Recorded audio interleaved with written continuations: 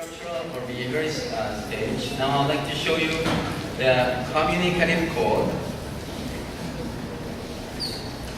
So this one emerged during the 80s. If you remember, this is the time when the communicative approach gained prominence in the area of ELT, and I wonder why code underwent this stage. So it drew most of its principles on the communicative approach. It looked at language not only as a set of structures but also as functions. They tended to teach grammar implicitly rather than overtly as in the previous period. And of course, when you try to teach language from a functional perspective, you give students opportunities to use more language more creatively. And then we went from a behaviorist view of learning toward a cognitive view of learning. And we're learning as a mental process rather than the imitation of a behavior. And this time they used another metaphor to talk about the role of the computer, which is the computer as a tool. So we went from the computer as a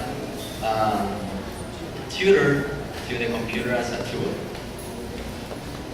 Now the third stage is what they call integrative code. So you know that the communicative approach gave way to other approaches. Communicative approaches such as task-based, project-based, content-based approach. And so what this integrated period called it was to use all of these principles from these teaching approaches and integrate it in the way we could use language mediated by a computer. Una investigación que terminé recientemente en la Universidad del Quindío, que ya presentaré de manera muy breve. Y pues a lo largo de la aplicación de la investigación, del desarrollo de la investigación, surgieron una serie de inquietudes que van muy en mí, porque tengo una gran frustración, y es que nunca pude ser filósofo. Soy especialista en filosofía, o sea que soy poco, sé de filosofía, pero no hablo como filósofo, y lo que sé es muy poco. Entonces, pues nada, con esa pequeña frustración siempre he andado por el mundo, y en la didáctica de las lenguas y de las lenguas culturas, que es lo que realmente me interesa, he querido vincular el asunto filosófico. Y por andar enredado en esas historias terminé pues con esta inquietud que les quiero compartir, mi condición de mi cultura materna. Y lo intercultural es esa cultura del otro, que no tiene por qué ser un alemán, un inglés, un francés, basta con que sea el otro y debe ser de culturalidad. Y hubo que hacer una sensibilización fuerte frente a este asunto, bajando discursos para que los alumnos comprendieran qué era lo que se pretendía. Por eso esto hace parte de la fase 1. En la fase 2 se hicieron los análisis de factores program, and it was more than 60 students. They were asked about some important questions and some important aspects about the program. And also, the teacher's program is going to tell you during the interview some important parameters about the importance of teaching, language proficiency, and also the interpersonal skills. After that, we did some interviews to people who hire at institutes, schools, and also in the schools, in universities, and academic people in general. It was with a principal of a school, directors of 2 institutes. One of the institutes was well recognized in Bogota, but the other one is an informal education. For that reason, we're going to take into account those details. And finally, as I mentioned it before, the job offers. There is an advertisement about 2 web pages sources, and we made a comparison about what they need to and what are the students expecting from these kind of jobs. For that reason, there are the instruments we mentioned it before. It's important to notice that the 3 different categories that we were presenting before, which are teaching skills, language proficiency, and other skills, were considered in the different instruments. It means The survey had the 3 categories. The interviews had the same 3 categories, and when we were analyzing the job offers, we considered the 3 categories. According to a Likert scale and literature review and some empirical observations, it was evident that parental involvement was an issue in there. In my case, as a teacher, I noticed that some parents didn't attend meetings, and maybe the interest that they showed was relatively little. And then I asked myself, what is happening here? That was because that was the aspect that makes me to get interested on this topic. And then I started an idea, and it's that students might be missing the potential support that parents could provide in the process of EFL literacy learning. But in order to make that supposition valid, it was necessary to make this study, and now we have some partial results that I will show you some minutes.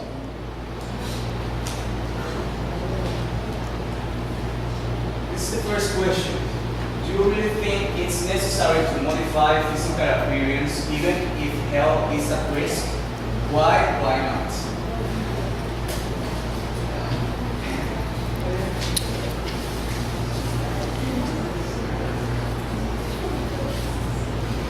Because sometimes in I this...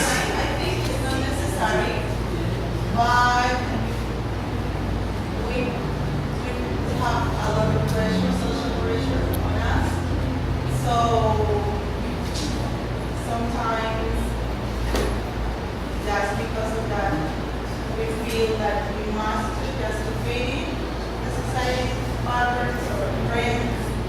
But I think maybe it's necessary when you have a real physical problem, you have to correct, I don't know, some kind of deformity or something like that, but that's because of beauty or standard beauty patterns, no.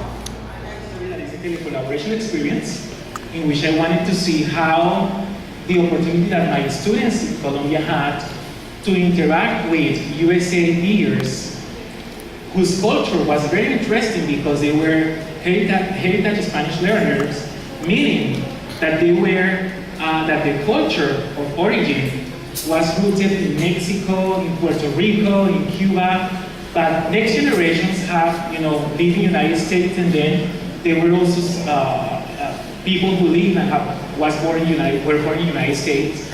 So I wanted to see how this interaction with these very interesting participants might have an influence in the ideologies that they have. So that's the second part of my research, and I welcome you probably to keep attentive. I'm going to be talking this year about that too in a national congress, so I hope that you keep interested in this issue too. So I'm opening the ground for some questions, but I will be very happy to answer it. She's a professor of French Light Linguistics at the University of Arizona, and she has accepted the invitation to be part of the presenter. She's the main presenter for the 11th Symposium of Research in Foreign Languages. So she's here to answer some questions about her experience here in Colombia and also at the university. So let me start with that. How's that experience been so far? For the symposium? For meeting in Colombia and then also here at the symposium. I think I've had a really good time here in Colombia. This is my second time, and I'm actually visiting a new area in Colombia. It's also a new conference for me, and I was really impressed by the range of talks and the interest of researchers, but I'm also very impressed by the students and how they are energized and how they are attending these talks and asking really interesting questions. And I know that after this interview, there are 3 young men who have been chasing me since yesterday, who want to talk to me about some project. I also had a conversation with a young lady who is interested in helping learners read scientific article better. So I think I've been really impressed by the breadth of interest and the eagerness and energy that these young or future teachers have. Okay, so you say that this is your second time in Colombia, right? Yes. So it was the first time also for an academic event? Yes. I cannot remember now the title of the conference, but it was a conference held at La Universidad de La Sabana. And it was, I know that the topic of the conference was on CLIL, so Content Language Integrated Learning.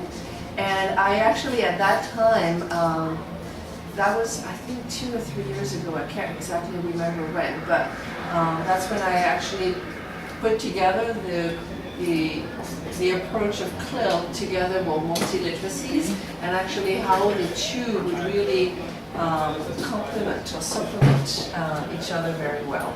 So, and then after that, after the conference, I went to Universidad del Norte.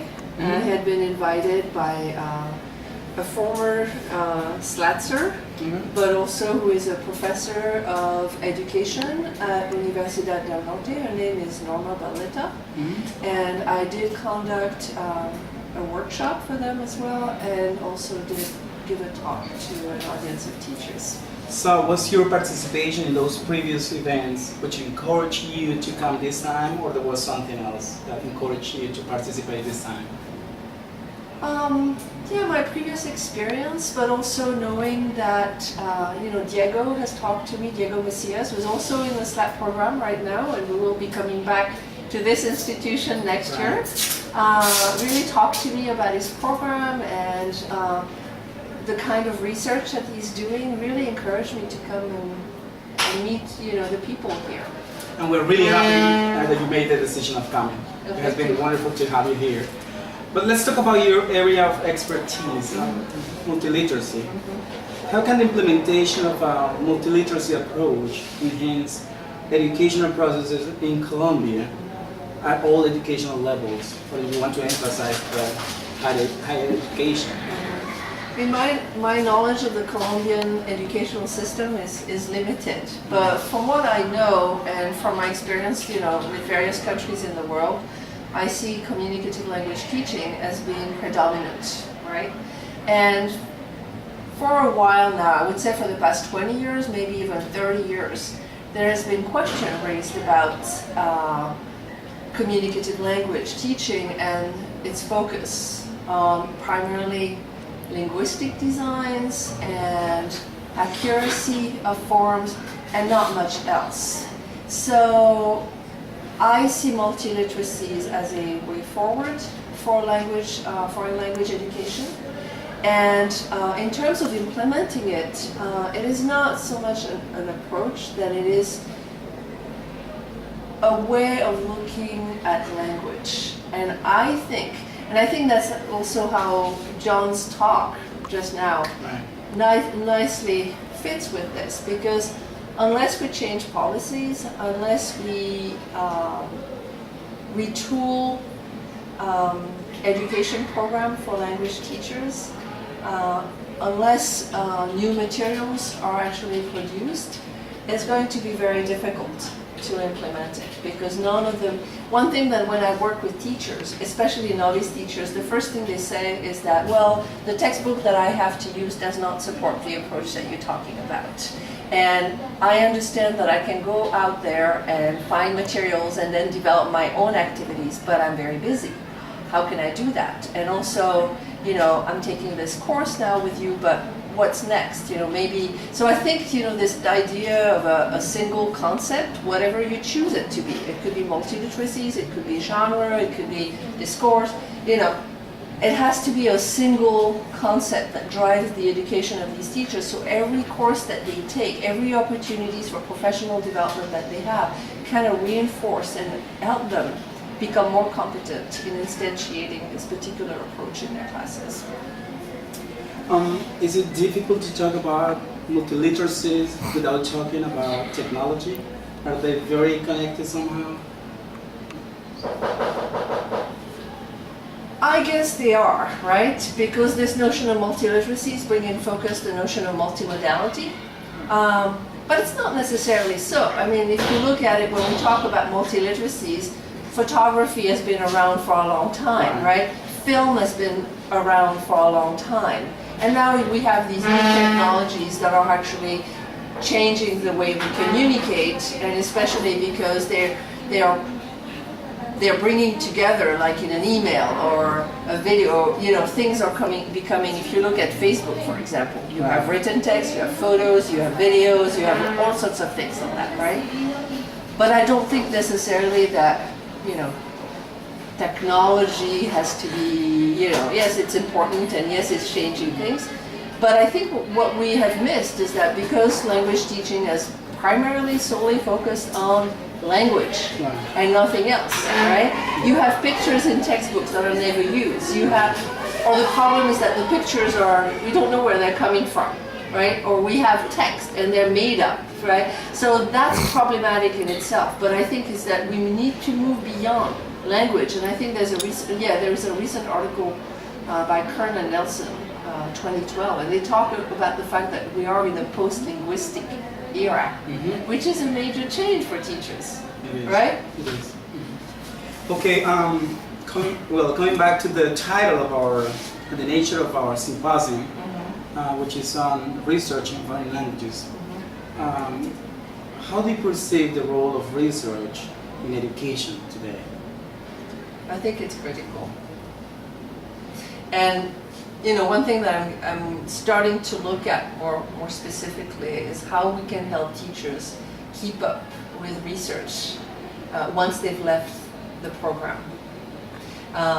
You know, I mean, there's been many studies show that when teachers leave school and they graduate, research is no longer looming pretty large in their lives. So how do we maintain that connection with research that will actually help them grow as teachers and consider new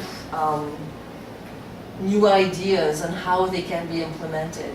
So I know that, and that's where I see technology being a key player.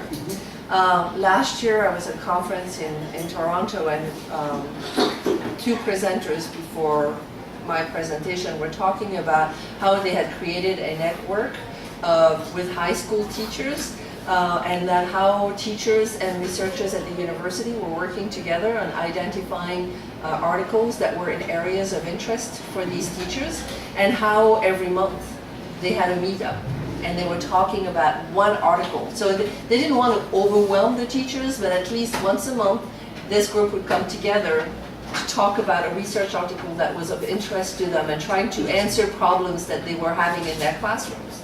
So, but I think the problem was that they could, because there was this face-to-face meeting, their reach was limited to the city in which they were working.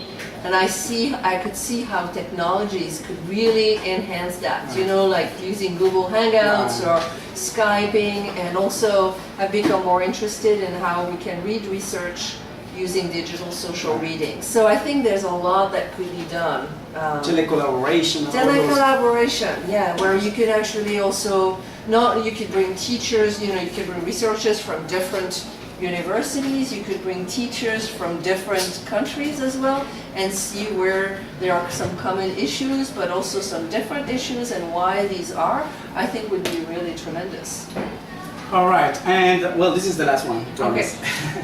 Okay, so as I said before, it has been like a very enriching experience for us to have Dr. Dupuy with us at this symposium, and we hope you can come back soon. Sure. What are you bringing back to the States and to your university about Colombia? This is your second time, and this experience here with us at the symposium. Colombia, Well, I think, oftentimes we work in silos, right? So, and I understand this, that the US is kind of dominating the world of applied linguistics, and that we don't know really about what happens elsewhere. We don't know about journals. We don't know about the kinds of research that are done in other countries. And I think that's what I can bring back to say, okay, these are the interest of researchers in the Colombian context I was in, for example. So that's one thing. You were asking me about Colombia and then about... Right, about the symposium here, about... I think from the symposium, what I'm hoping for is that I have made some connections, and that I'm hoping to pursue these connections and maybe establish collaborations. I talked with, I don't know his name, there's just too many people, but he was attending the workshop. He's one of your French teachers here. William Fernando. Yeah, William. so I think he is interested in connecting. He has some video projects, so maybe that. Maybe the young lady who shared with me the project that she's been doing called Mind, and she's interested in helping learners read scientific articles. Mm-hmm. So that's another person, that's another connection. The group of young men that I haven't met yet. So I think these are the things that, and through these connections and maybe, tapping into John, and so kind of creating something that with the way. program at the university. Exactly, and Diego coming back. Yeah. And maybe prospective teachers going there too. Yes. I don't know if it's related to this conference, but one of the program coordinators in SLAP emailed me yesterday, and there was a person from Colombia who had emailed her to find out about the program, the SLAP program. So I don't know if this person really? is here at the conference. Oh, okay. Possibly, because that would be really coincidental. Right. But so I think that's the nice thing right. about exchanges and these collaborations. Networking. Exactly. Mm-hmm. Dr. Dupuy, thank you very much for accepting this invitation for both to participate in the symposium and also this interview. Thank you very much, and we really hope to see you soon. Well, thank you for inviting us. To bring the classroom a little far away than this place, because they are going to feel comfortable in their houses maybe, so they are going to use the platform when they want it. Also, we have that photos and branding claim that the integration of internet technology and the language learning curriculum has changed the focus from teacher-centered classrooms to student-centered environments, giving the learner the power to have control over the lesson content and the learning process. We can say that we use a platform that is called Moodle. This platform means that it's an object-oriented dynamic learning environment. This is an e-learning platform where you can use different tools and applications. So we have chats, forums, discussions, lessons, wikis, quizzes, and others. So we are going to find different strategies we use on applying the platform and improve the way that we are teaching English. So the next part is the methodology. Our research proposal is an action research. It's divided in 2 cycles, and each cycle has 2 sessions. So in those sessions, our pedagogical design took into account the learning profile, the students' interest, and also the English level. So we divided the classroom in 3 groups according to the English levels and the differences that we use to create a profile for each one of the students.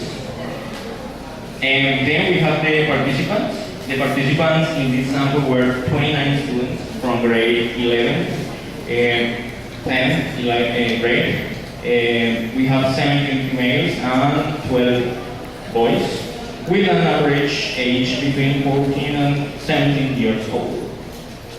We decided to apply 9 instruments. In the first part, we used surveys and tests because we needed to have a profile about each one of the students. So we used the interest surveys and English profile or English performance. That was a diagnostic test. Also, we use a technology digital competences survey. And then after the implementation of the pedagogical design, we were using a second set of instruments. We used field notes, so while the classes were taking place in the classroom, we used different notes. Then at the end of the class, we applied the group discussions or interviews. And finally, the teacher journals, where there was a time of reflection about what was happening in the class. We need to understand professional development, in my view, as a lifelong learning process. It's not something that just I got professionally developed because I got a master's degree at Cusco. It's something that the problem with the universities is like we graduate students from master's programs and then we don't know what goes afterwards with them. So I think we need to start creating strategies as universities to keep, companionships with the students, with the graduate students, because those are like the school we are creating, okay? So let's try to think in Colombia about this, professional development as lifelong learning, and I also believe in mentorship. So what is what our, graduate students are doing with others? We need to explore that. And the mentorship is a good strategy, but that's just a thought. So just to finish, because you are really tired, and I have class, I have some suggestions and conclusions, okay? Yeah, he must go. Okay, very good. In my view, something that we could, start doing with teachers is promoting interaction at the curricular level a little bit more, because it's there, but it's not strong. And also with the community. In terms of the little essays that, where, for this award, some of the most, let's say, brilliant proposals were the ones that were able to move away from the classroom and have some impact in the community, in the local community. Good. So, you do not learn English only in the classroom. Then, something that we could also do, and it's very important, is promoting partnerships.